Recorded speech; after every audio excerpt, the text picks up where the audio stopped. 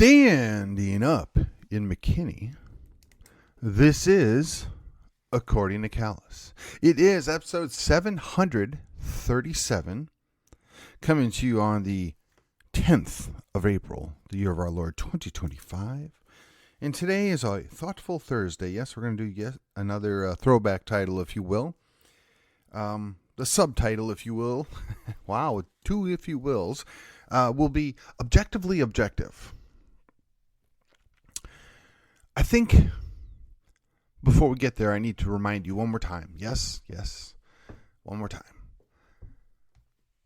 To like, share, and subscribe is to help grow the show. To help grow the show is to get out the message. To get out the message is to bypass the machine. To bypass the machine, quite frankly, is the only thing we can do. Now, are we going to change the world? No, maybe not. But by getting alternative thoughts out, different ways of approaching things, and quite frankly, elevating this beyond a voice in the wilderness is our way forward. Brian McClanahan often talks about, think locally and act locally. And that's what I've tried to do the entire time I've been doing my podcast. Everything I do has a local angle, something that is objectively relatable to what we're dealing with right here in McKinney, Texas, Collin County, Texas, or if you prefer, even just a statewide concern. The reason why this matters is pretty much everything that's going on in McKinney, Texas is being duplicated anywhere else in this country at any given time. And while your specific concerns in Waukesha, Wisconsin aren't necessarily the same as McKinney, Texas, it's entirely possible Salem, Massachusetts, or Salem, Oregon, for that matter, might be having similar issues. So if you listen in and you are willing to hear me out, you might just come up with a way of approaching it where you're at.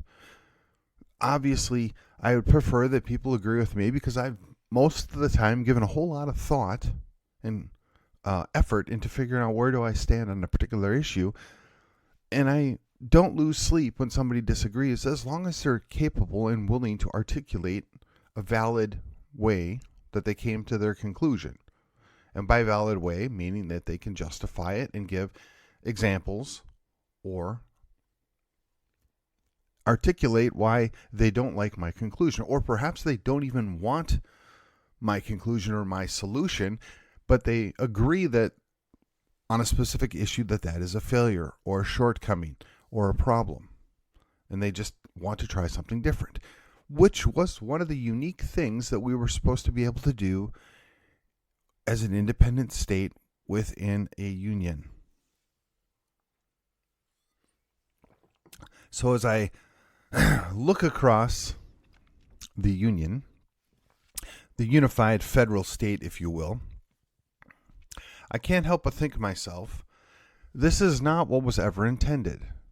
This is not the goal that we understood the founding fathers wanted. And quite frankly, I don't believe the majority of the people out there are actually content with what's going on. They just don't know any differently. And I think a lot of that is by design. So when I talk about things, when I look at things, I try to be objective. What does that mean? I want to be objective about how I approach things, even though I am predisposed to have a likely conclusion, but I want to hear out the other side. I've always prided myself, if you'll excuse the term, in at least giving credence to what the opponents or to what both sides of the equation are when thinking about a probable solution. Now, what I found interesting, and this is an aside, if you will, but I found interesting is on social media in the last couple of days, I ran across a post that said, if charity is a good thing, why wouldn't you support a policy or a world where charity wasn't necessary? And it's called socialism, but that's supposedly a bad thing.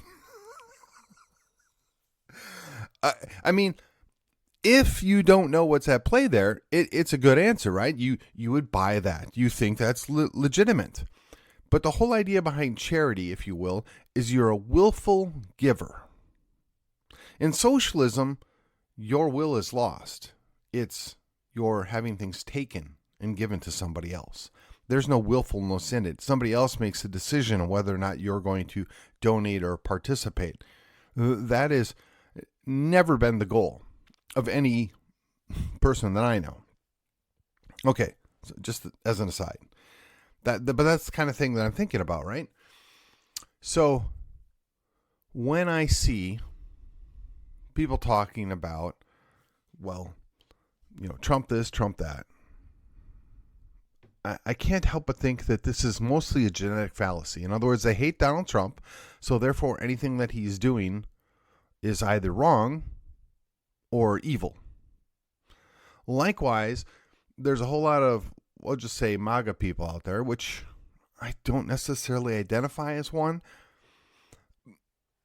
but they want to immediately forgive, or their new knee-jerk reaction is he's a genius, he's playing 4D chess and all this other stuff. I haven't seen enough evidence that I would be willing to take that conclusion, but I also am always willing to give the benefit of the doubt. The reason why I say that, and this is, so if you look at both answers, right, Trump's always wrong and or evil, or Trump is just a genius and we should never question what he's doing. In between is, I'm not confident that this is going to have the outcome that I would prefer, or I'm not confident that the goal is what is being sold. I'm not confident that this is going to have the consequences that we're hoping for. Or God forbid, why is he listening to those same people that have gotten it wrong again and again and again? Okay, those are all ways to approach it without defaulting to a genetic fallacy on either side. So I listened to a debate earlier today on podcast while driving, and it was two people that largely agree on the notion that they want free trade. And it was on Tom Woods' program. I highly recommend Tom Woods' program. He and Brian McClanahan, those are my two favorite podcasts that I listen to as I have time. But in the context of this, both of the sides of the debate were indicating that we want the idealized free world where there's free trade.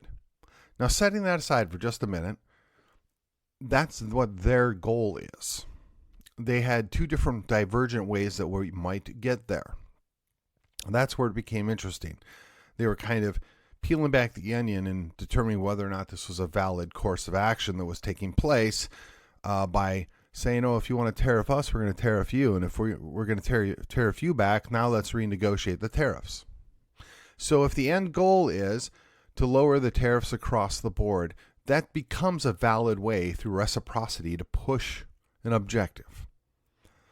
Now, on the flip side of this, there are we'll call them people that hate Trump, that naturally assume the worst and naturally say he's going to destroy the economy, or he's looking to punish poor people, or this is sweetheart for billionaires, or whatever the story is. And then there's the other people that say, well, if we get in a trade war, we're going to win, and who really cares what the outcome is? And yeah, there's going to be some pain, but nobody cares because we're going to win.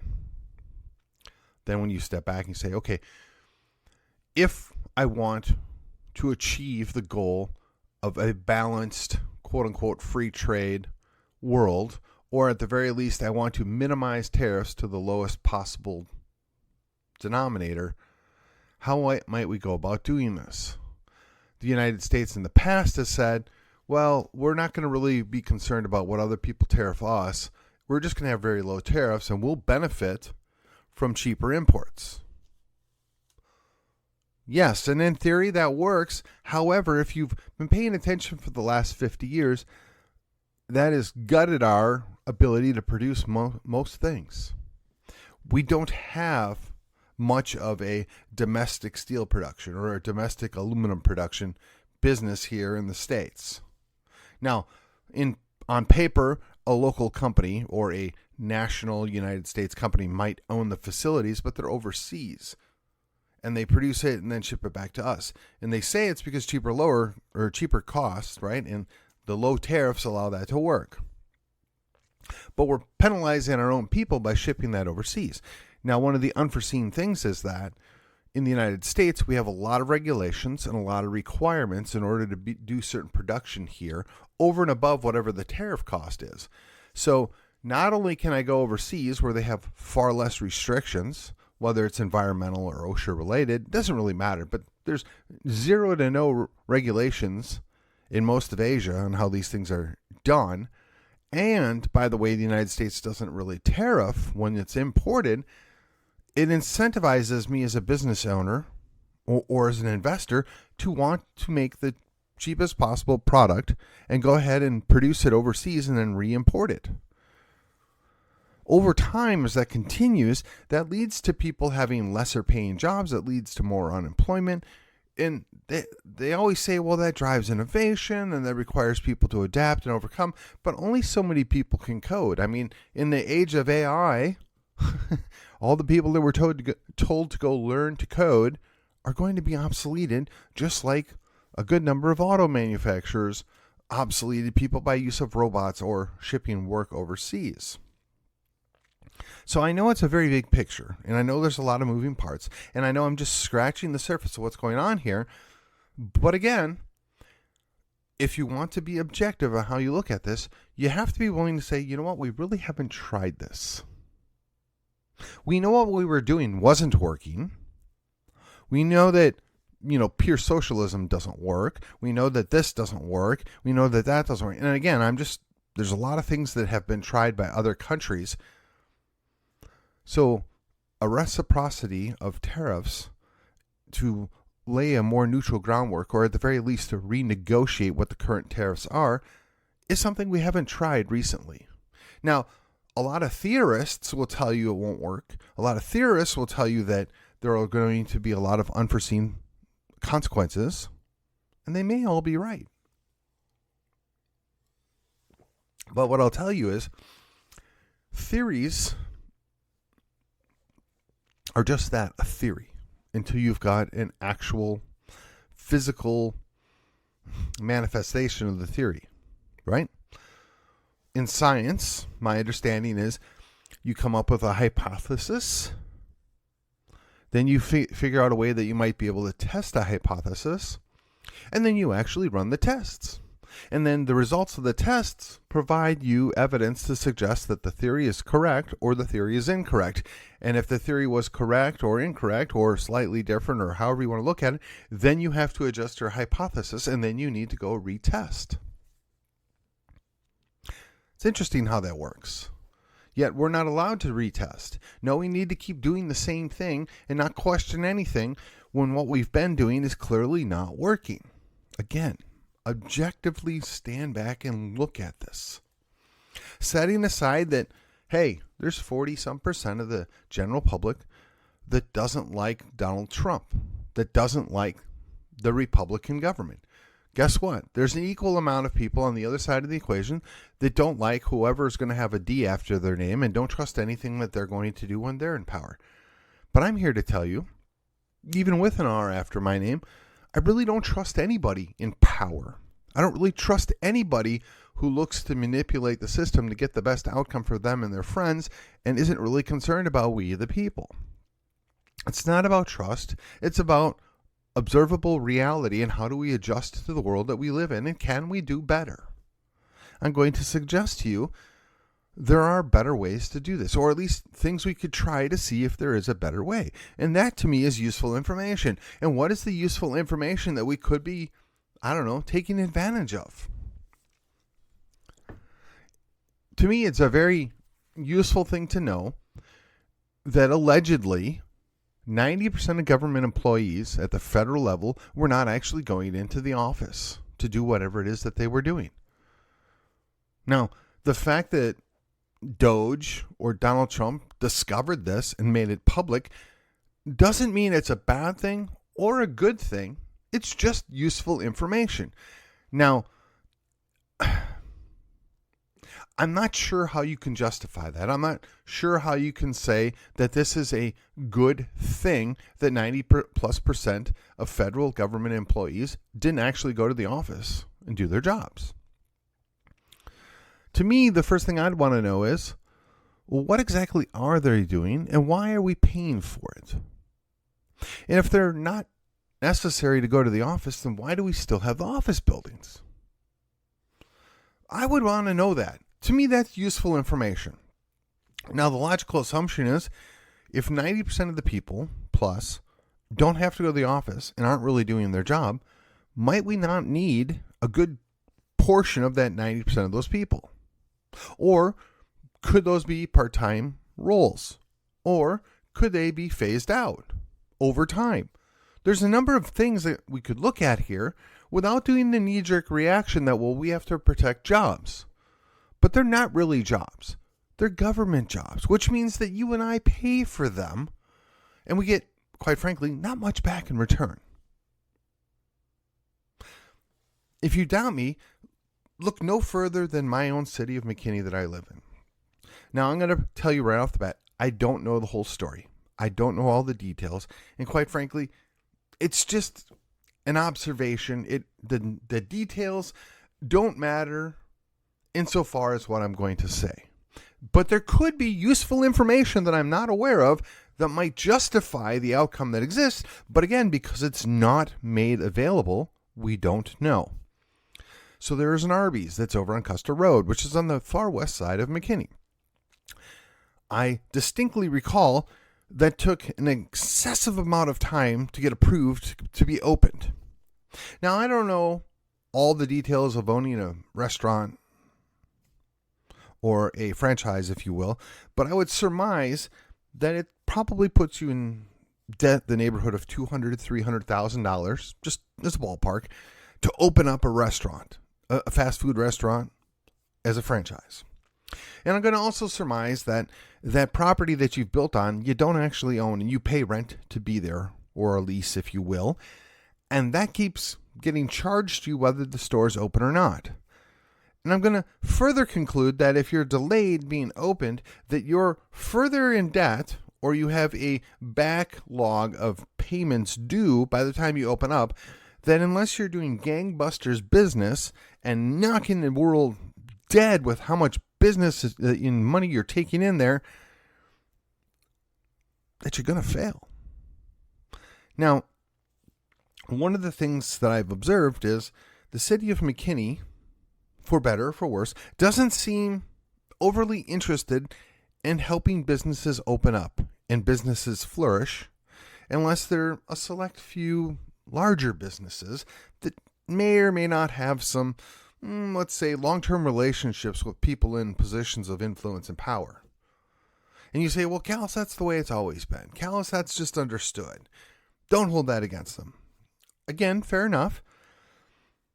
But when you're picking winners and losers, you're punishing people that are coming into the city that want to invest and build something in the city, which quite frankly would in theory benefit other people in the city. So it's not that you're punishing that business owner. It's not that you're helping your friend. It's you're hurting the community as a whole.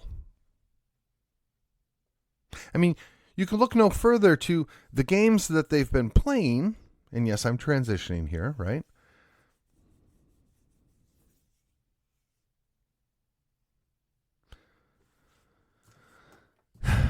When you're playing games and you're not given useful information, you can't properly weigh the options. And what do I mean by weighing the options?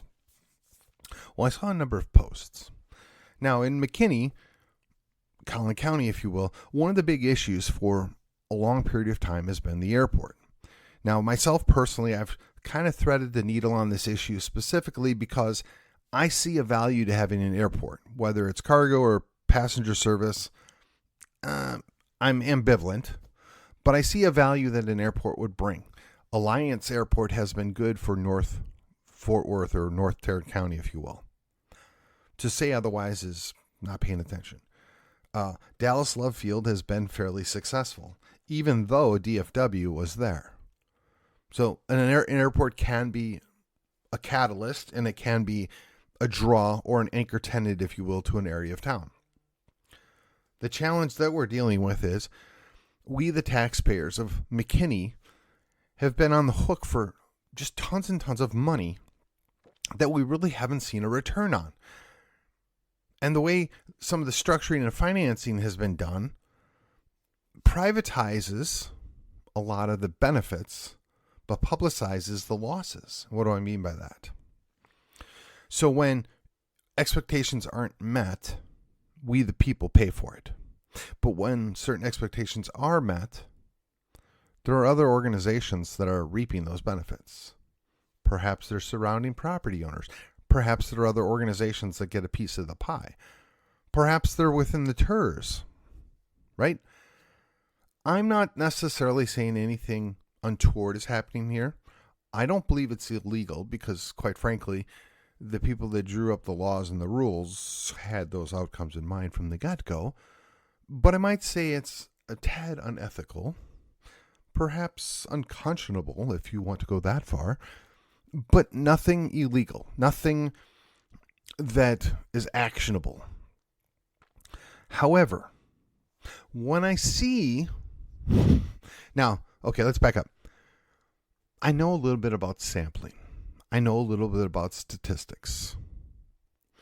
But I'm not naive or foolish enough to believe that they're always 100% accurate or that they're truly represented. You see polls taken all the time where they're weighted differently to get specific outcomes.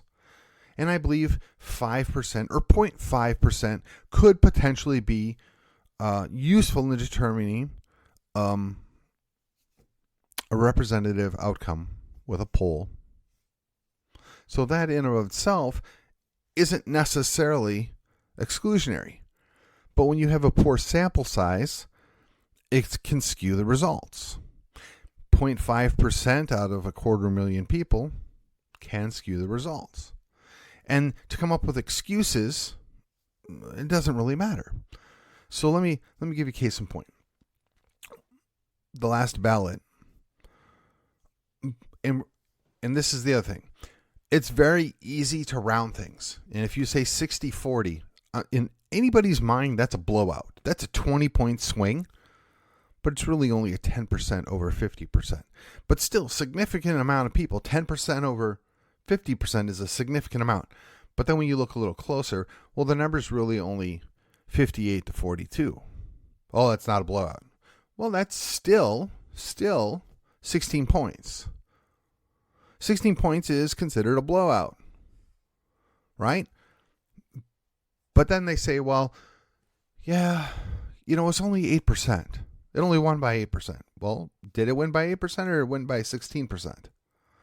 And then secondarily, when you then say, well, the way that the phrasing was is they just didn't want more taxpayer property tax money going into that. So they're really not against the airport.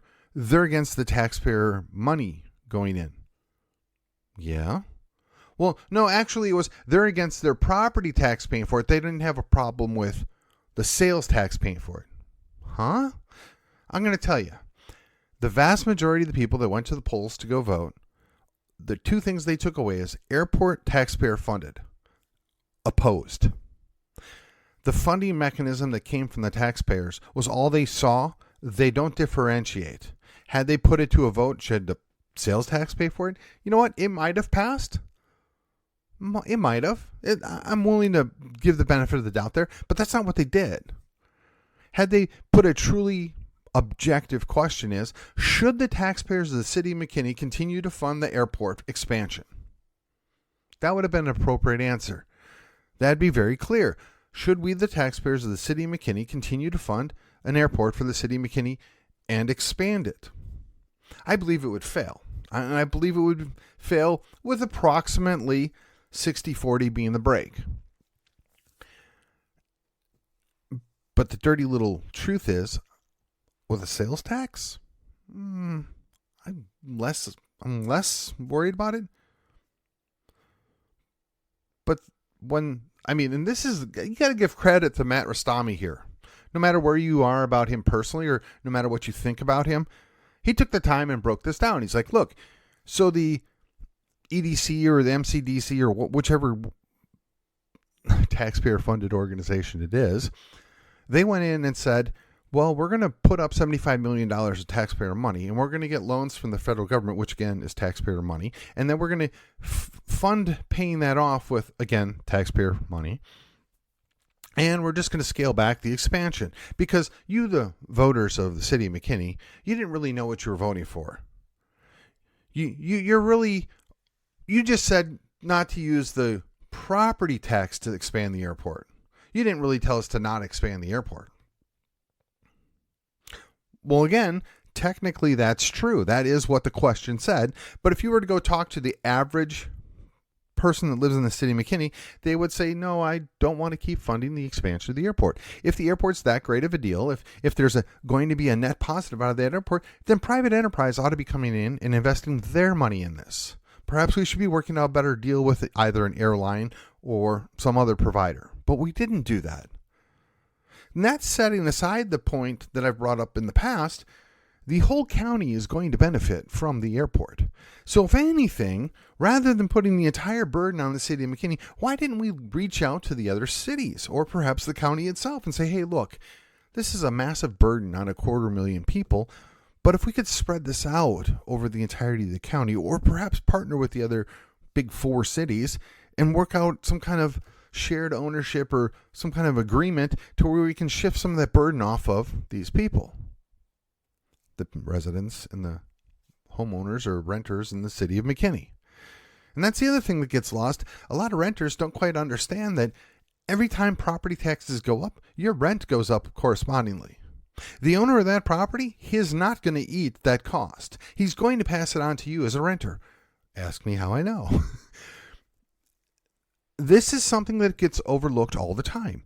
But you don't understand this if you don't take a step back, utilize the useful information, and then weigh out the options.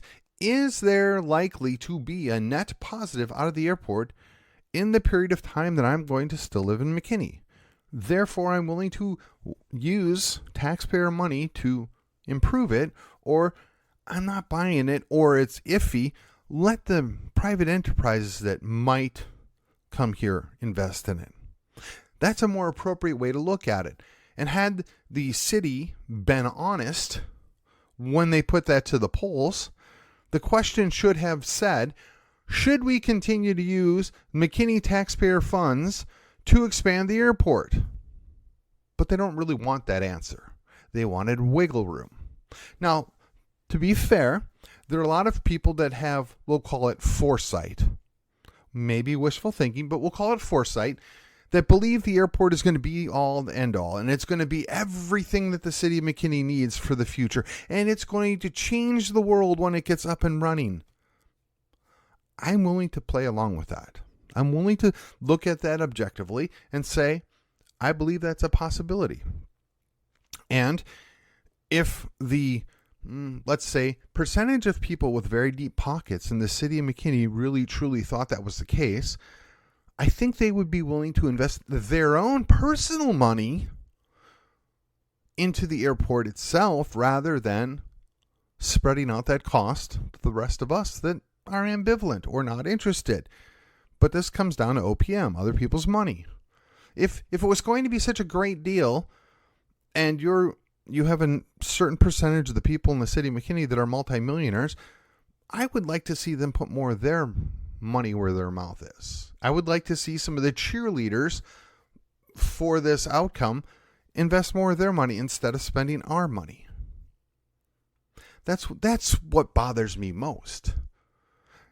And again, as an aside, I'm not anti-airport. I grew up in Milwaukee. There was a complaint every couple of years about the expansion of General Mitchell International Field.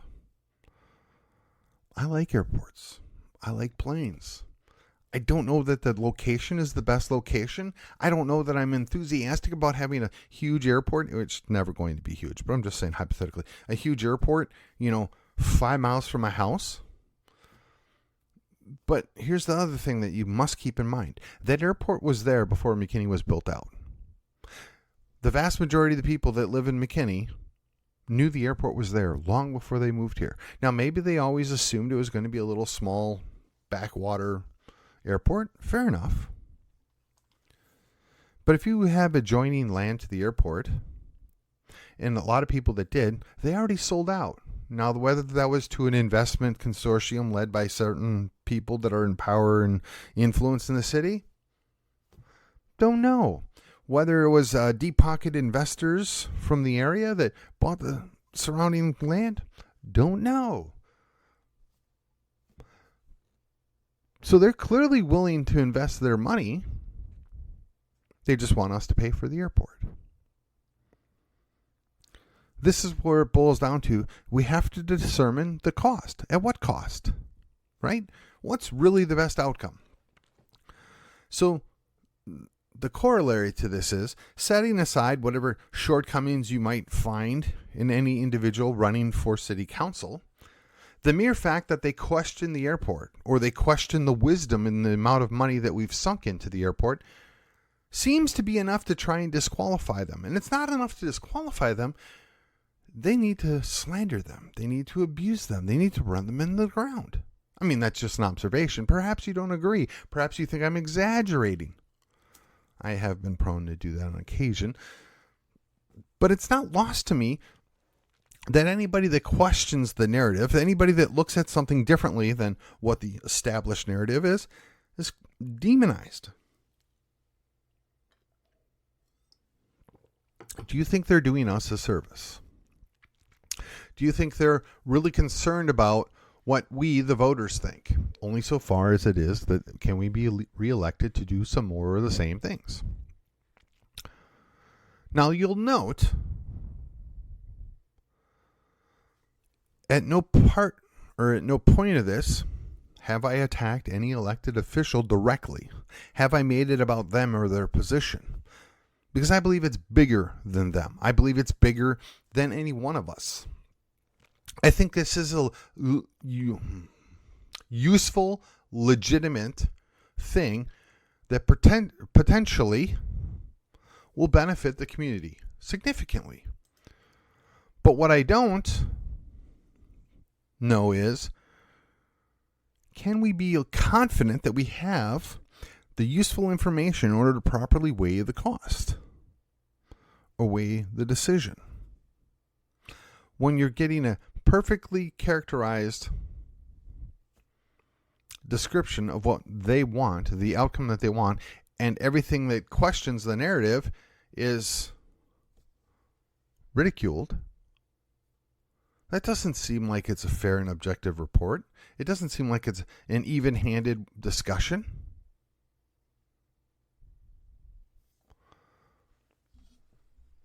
So, while we're looking at what we're dealing with here in McKinney,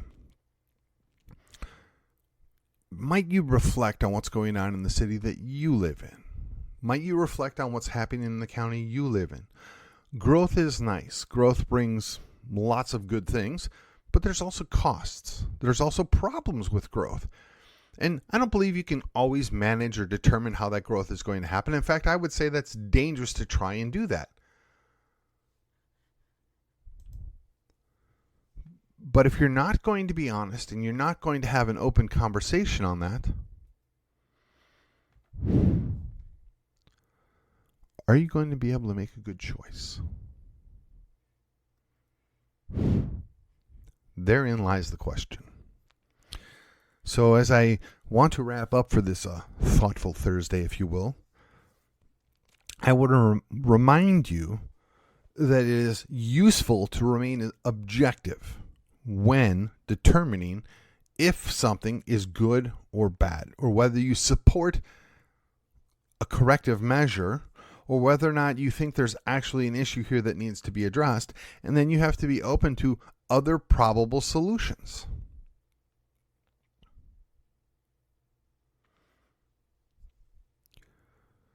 But if you can't get that information and people won't treat you fairly and they won't shoot straight with you, if you will, it leaves you in a very difficult position. Now, myself personally, I don't think that the airport is a deal breaker for me personally in an election. But the response by the candidate related to that could become a deal breaker. So when you look at the candidates, and keep in mind, I realize that this podcast probably is heard by people that are center right, and all the way to the far right edge. I'm going to guess at this point, pretty much anybody left of center is tuned out. But here's the thing.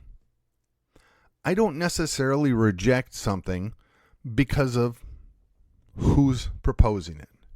I'll question it more, perhaps, or I'll look at it a little more carefully, perhaps, but I'll hear them out.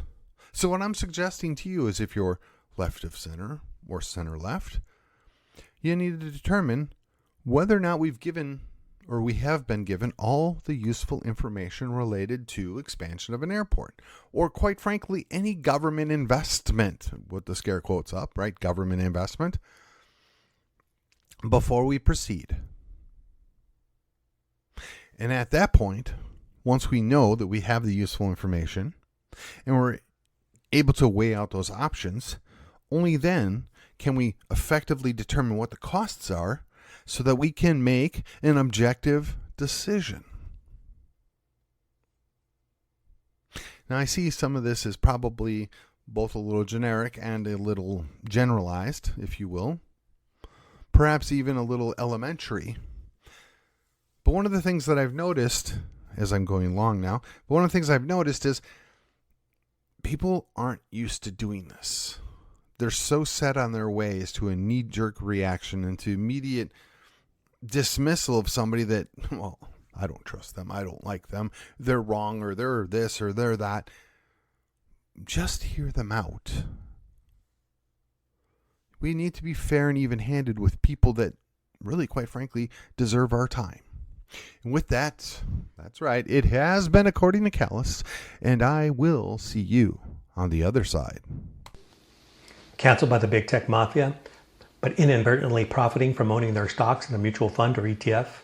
At Two Pillars, they believe that censorship is a form of violence and a business practice that does not promote human flourishing.